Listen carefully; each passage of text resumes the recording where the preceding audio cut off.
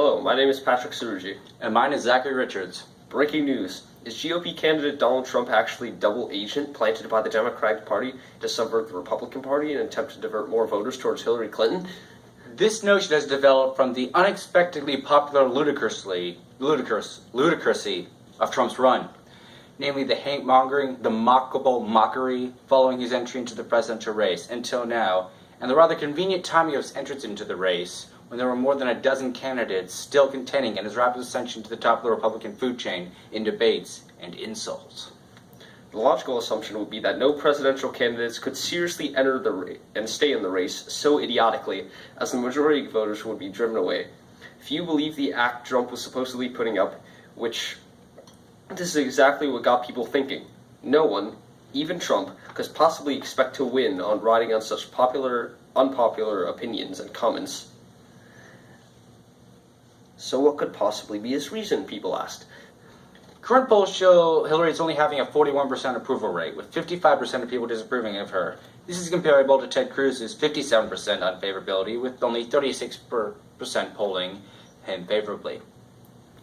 With Hillary as unpopular as she was/is, her campaign needs someone who would be even more unpopular to run against her. Conspiratorially, the right person for the job was Donald Trump, whom the Clinton campaign picked to run against Clinton. An astounding 67% of Americans, more than two-thirds, disapprove of Donald Trump, with just 31% approving of him. This is comparable to Vladimir Putin, Bashar al-Assad, and even Hugo Chavez. A sign of how polarizing Donald Trump is that only 2% of Americans have no opinion of him. All the presidential candidates over the past 30 years, of all of them, only David Duke, a former leader of the KKK, was less popular than Donald Trump.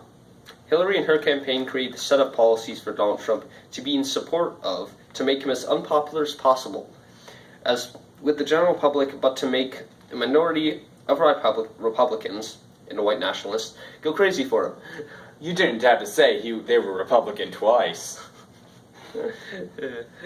No actual politician was willing to fill this role, as it would have destroyed their career. But Donald Trump doesn't care about public opinion, he just wants a good deal. Not to mention he was already good friends with the Clintons previously. Both of them attended his most recent wedding back in 2005, a sign of good faith. He would play a role as a hate-mongerer for Hillary Clinton. In return, she would give him any favor he wanted. As Donald Trump was the only candidate who would be saying all the outlandish statements, the minority of Republicans who agreed with him all flocked under his banner. Only a minority of Republicans would support him, and the rest would be unified in how much they hate him. But as there were already 13 Republican candidates before Trump entered the race, each candidate would only be getting a support of the minority of Republicans. Donald Trump would simply have the largest minority. This conspiracy theory has circulated the evidence, and it has even been confirmed or hinted by several major politicians, including Jeb Bush. Donald Trump even confirmed it himself on April 1st of this year. If that's not convincing, I don't know what is. April 1st, right? Yep.